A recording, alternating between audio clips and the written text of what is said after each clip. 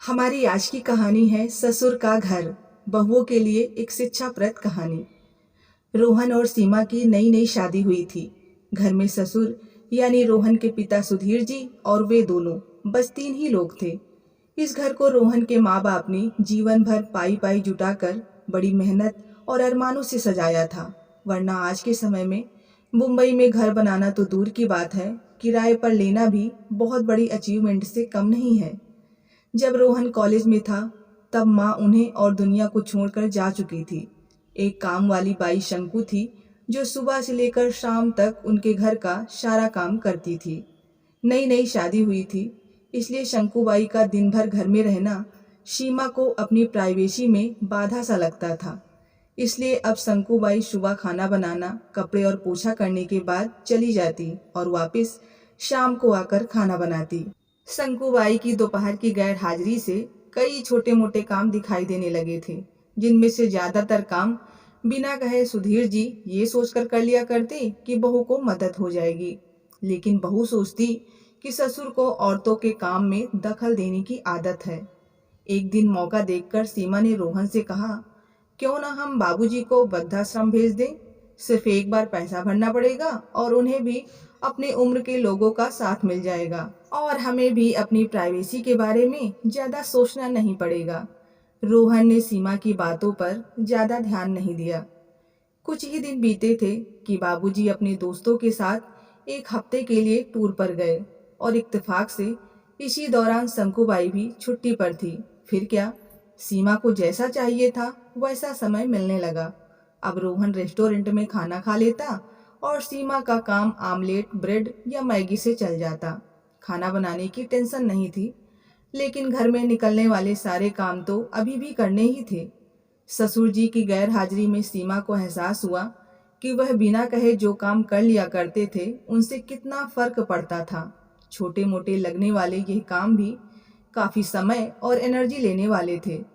कुछ दिन बीतने के बाद एक दिन रोहन सीमा को कहता है, चलो आज कहीं बाहर घूमकर आते हैं। सीमा बड़ी खुशी खुशी सज धज कर बाहर घूमने के लिए तैयार हो जाती है। रोहन सीमा को अपने घर से 4 किलोमीटर दूर एक चौल में लेकर आता है। एक आदमी रोहन के हाथों में एक चाबी देता है। रोहन उस चाबी को लेकर चौल का एक कमरे का दरवाजा खोलता है। कमरा खुलते ही 2 रूम वाले उस छोटे से अंधेरे से भरे घर के अंदर रोहन सीमा को लेकर जाता है और कहता है, कैसा लगा तुम्हें हमारा नया घर। रोहन कहता है, हम अगले महीने से इसी मकान को भाड़े में लेकर रहेंगे अलग और अपनी प्राइवेसी का मजा लेंगे। अभी मेरी आमदनी के हिसाब से हम इसी को अफोर्ड कर सकते हैं। रोहन का यह व्यवहार सीमा के समझ में नहीं आया। वो चौंकते हुए कहती है, हमारे पास इतना बड़ा घर तो है, फिर क्यों हम भाड़े पे रहेंगे। रोहन उसे टोकते हुए कहता है, सोच समझ कर बोला करो, वह घर हमारा नहीं है, वो माँ बाबूजी का है। तुम्हारे पास 1 महीना है सोचने के लिए कि तुम्हें आगे क्या करना है।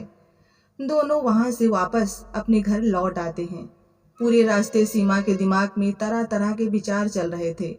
घर पहुंचते ही उसने रोहन से कहा, माना कि ये घर माँ बाबूजी का है, लेकिन क्या हमारा इस पर कोई हक नहीं है। रोहन ने कहा, बिल्कुल है, लेकिन माँ बाबूजी के बाद। जब तक वो हैं तब तक तो नहीं। अगर तुम्हें हक समझ में आता है तो तुम्हें जिम्मेदारियां भी समझ में आती होंगी। सिर्फ हक के बारे में सोचकर और अपनी जिम्मेदारियां भूलकर स्वार्थी होना क्या भला अच्छा होता है। सीमा के पास रोहन के इस सवाल का कोई जवाब नहीं था। वो सोचने लगी कि उसने अपने क्षणिक सुख और स्वार्थ के लिए इतने नीचे गिरकर ऐसी घटिया सोच अपने दिमाग में कैसे आने दी। उसे मन ही मन पछतावा होने लगा। सीमा रोहन से बोली, मुझे माफ कर दीजिए, मैं सच में स्वार्थी हो गई थी, मुझसे बहुत बड़ी गलती हो गई। रोहन बोला, तुम्हें पछतावा हुआ, मेरे लिए यही काफी है, मैं तुमसे नाराज नहीं हूँ। बेटे और बहू का यह वार्तालाप सुधीर जी दरवाजे पर खड़े होकर सुन रहे थे। उन्होंने आसमान की तरफ देखा और बोले, भाग्यवान तुम धन्य हो जो तुमने ऐसे बेटे को जन्म दिया है। उन्होंने दरवाजा खटखटाया। बहू ने दरवाजा खोला तो उनके हाथों में पकड़ी थैली से गरम गरम समोसों की सुगंध उसको आने लगी। ससुर ने अपनी बहू से कहा, वो कोने वाली हलवाई के पास से लाया हूँ, तुम्हें बहुत पसंद है ना। सीमा को अपने ससुर के प्रति विचार और ससुर का उसके प्रति प्यार, उन दोनों का फर्क समझ में आते ही उसकी आंखों में पश्चाताप के आंसू और चेहरे पर अपने परिवार के प्यार के कारण मुस्कान आ गई। दोस्तों, इंसानी दिमाग में दिन भर में हजारों विचार आते हैं, कुछ अच्छे कुछ बुरे, लेकिन किसी भी विचार को शब्दों में परिवर्तित करने से पहले उनको समझना बहुत जरूरी है। अक्सर विचार और वास्तविकता एक दूसरे से मेल नहीं खाते हैं। हमारे बुजुर्ग जो हमें बोझ लगते हैं, जिनसे हम बात बात में चिढ़ जाते हैं, और ऐसा इसलिए होता है क्योंकि हम स्वार्थी होकर सोचते हैं और हम उनके योगदान को समझ नहीं पाते। वो हमारे जीवन में बहुत अहम किरदार निभाते हैं। उम्मीद है आप सबको ये कहानी पसंद आई होगी। पसंद आई तो प्लीज़ वीडियो को लाइक और चैनल को सब्सक्राइब करना ना भूलें।